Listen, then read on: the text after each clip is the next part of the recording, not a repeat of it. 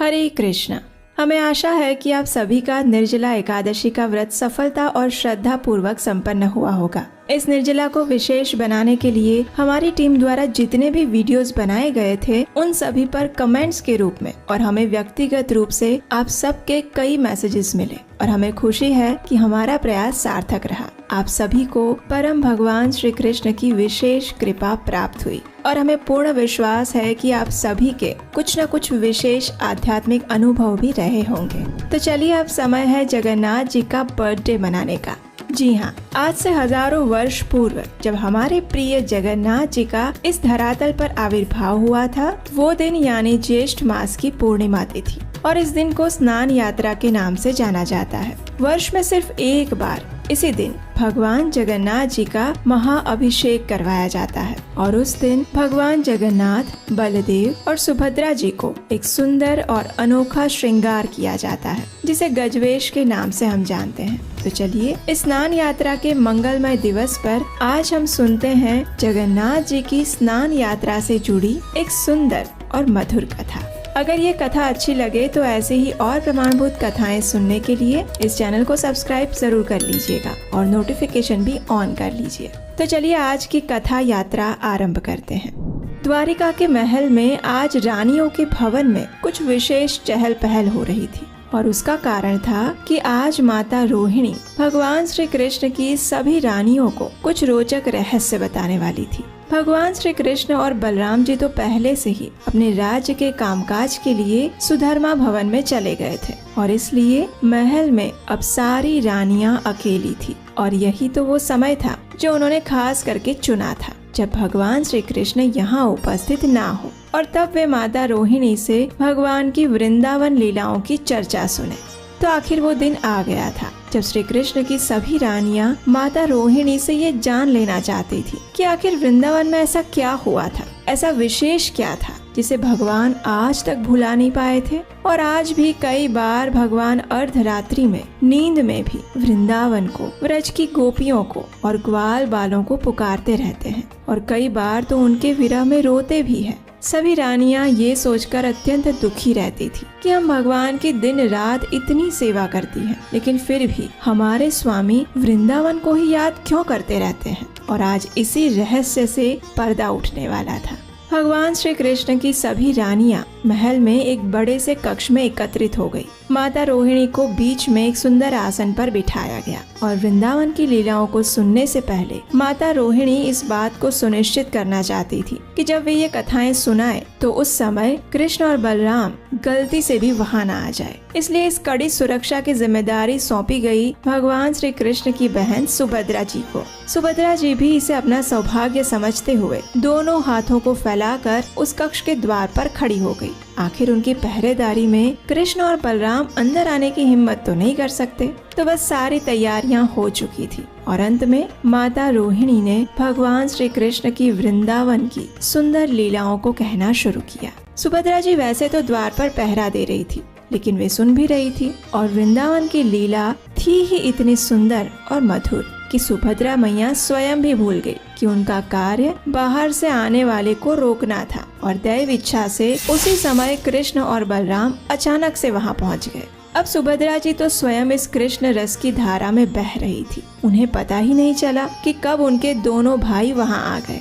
जब कृष्ण और बलराम ने देखा कि माता रोहिणी उनके वृंदावन लीला का वर्णन कर रही है तो सुभद्रा जी के एक तरफ कृष्ण और दूसरी ओर बलराम जी खड़े हो गए और इस कथा सरिता का अमृत पान करने लगे। सुभद्रा जी के साथ कृष्ण और बलराम भी अब वृंदावन की मानसिक यात्रा पर निकल पड़े थे। माता रोहिणी की भावनाओं से भरी हुई इन कथाओं को सुनकर कृष्ण और बलराम को लगा कि मानो वे वापस वृंदावन में चले गए हों। उनकी बाह्य चेतना जाने लगी। उन दोनों को वृंदावन से इतना ज्यादा विरह का अनुभव होने लगा कि उनके शरीर के अंग शिथिल पड़कर अंदर की ओर संकुचित होने लगे। उनके नेत्र इस दृश्य को पुनः देखने के लिए विशाल हो गए और इस प्रकार वृंदावन के विरह में आंसू बहाते हुए, वृंदावन कथाओं को सुनते हुए कृष्ण, बलराम और सुभद्रा जी के स्वरूप कुछ अलग ही हो गए। उनकी आंखें बड़ी हो गई, हाथ और पैर अंदर की ओर सिकुड़ गए और सुभद्रा जी जो कि दोनों हाथ फैलाकर खड़ी थी, उनके भी हाथ अंदर की ओर चले गए।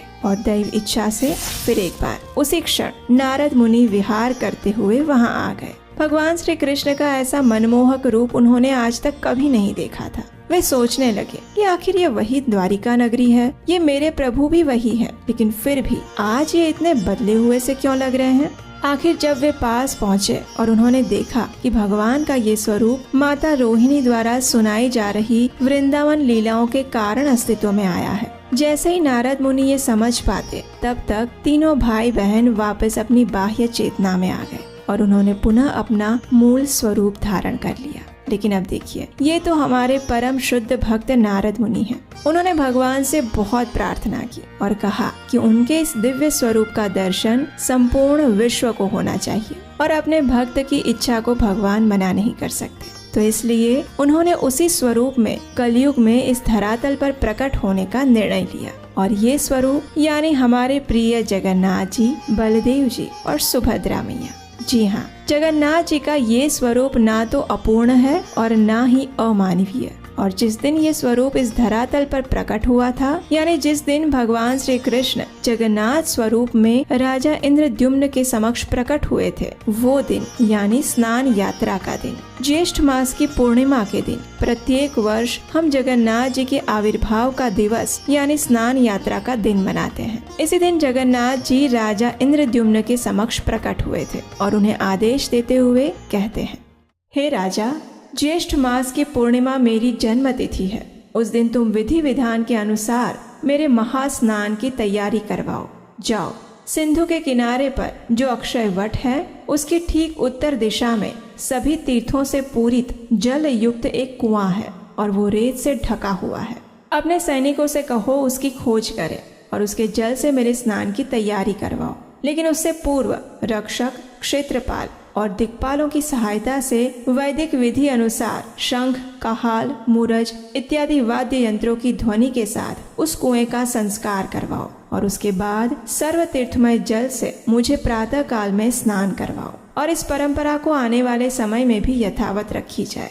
जगन्नाथ जी का यही आदेश पालन करते हुए आज भी प्रत्येक वर्ष जगन्नाथ जी को ज्येष्ठ मास की पूर्णिमा तिथि पर महास्नान करवाया जाता है। जगन्नाथ जी को प्रातः काल में पहंडी विजय करवाते हुए विशाल स्नान मंडप में ले जाया जाता है। सर्व तीर्थमय कुएं से 108 सुवर्ण घड़ों में जल भरकर लाया जाता है। इस जल में चंदन, कपूर इत्यादि सामग्री मिलाकर उसका अधिवास करते हैं और भगवान के स्नान हेतु पानी तैयार किया जाता है। अब जगन्नाथ जी, बलदेव जी और सुभद्रा मैया को उच्च वेदी पर आसीन करके 108 घड़ों के जल से उनका महाअभिषेक करवाया जाता है। उनके दर्शन करने के लिए विशाल मात्रा में लोग एकत्रित होते हैं।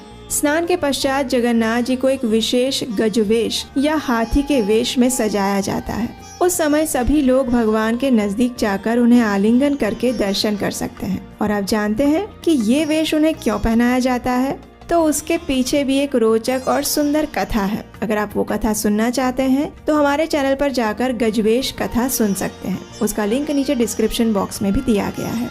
महाअभिषेक और गजवेश धारण करवा के जगन्नाथ जी, बलदेव जी और सुभद्रा मैया को स्वादिष्ट विशाल भोग अर्पित किया जाता है। और बस फिर इतना स्नान करने के बाद, इतना भारी मात्रा में भोग लेने के बाद फिर जगन्नाथ जी 15 दिनों के लिए बीमार पड़ जाते हैं और फिर वो समय वे अपनी पत्नी लक्ष्मी देवी के साथ व्यतीत करते हैं। 15 दिन के इस कार्यकाल को अनावसर कहा जाता है, जिसमें जगन्नाथ जी को बीमारी से ठीक करने के लिए कड़वी दवाइयाँ और काढ़ा पिलाया जाता है। और फिर जैसे ही वे ठीक होकर बाहर आते हैं तो तभी उन्हें इच्छा होती है नगर भ्रमण करने की, क्योंकि इतने दिन से घर में थे तो थोड़ा बाहर घूमने का मन भी करता है। तो बस जब वे बाहर नगर चर्चा देखने को जा रहे हैं, वही दिन है रथ यात्रा का, जो कि अब से 15 दिन बाद आएगी। तो आज के दिन जगन्नाथ पुरी में और इस्कॉन के सभी मंदिरों में रथ यात्रा से पूर्व स्नान यात्रा का विशाल उत्सव आयोजित किया जाता है। तो अगर आप जगन्नाथ पुरी में जाकर इस उत्सव के दर्शन कर सकते हैं तो आप सबसे अधिक सौभाग्यशाली हैं। और अगर नहीं तो आपके घर के आसपास कोई इस्कॉन मंदिर या केंद्र है तो आज के दिन उनके दर्शन करने जरूर जाइएगा, क्योंकि स्नान यात्रा के दिन सभी इस्कॉन मंदिरों में भी जगन्नाथ जी का महाअभिषेक करवाया जाता है, उन्हें गजवेश पहनाया जाता है। और क्योंकि बाद में फिर 15 दिन के लिए जगन्नाथ जी के दर्शन नहीं हो पाएंगे। तो ये थी स्नान यात्रा से जुड़ी एक विशेष कथा। अगर आपको ये कथा अच्छी लगी है तो आने वाली ऐसी ही वैदिक प्रमाणभूत कथाओं को बनाने के लिए आप हमें स्क्रीन पर दिए गए नंबर पर अपना आर्थिक योगदान भेज सकते हैं और इस कथा को अधिक से अधिक लोगों तक शेयर कीजिए और उन्हें भी इस जगन्नाथ कथा का पुण्य फल प्रदान करिए।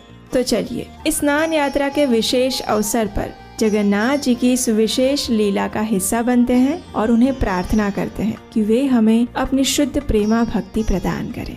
हरे कृष्णा।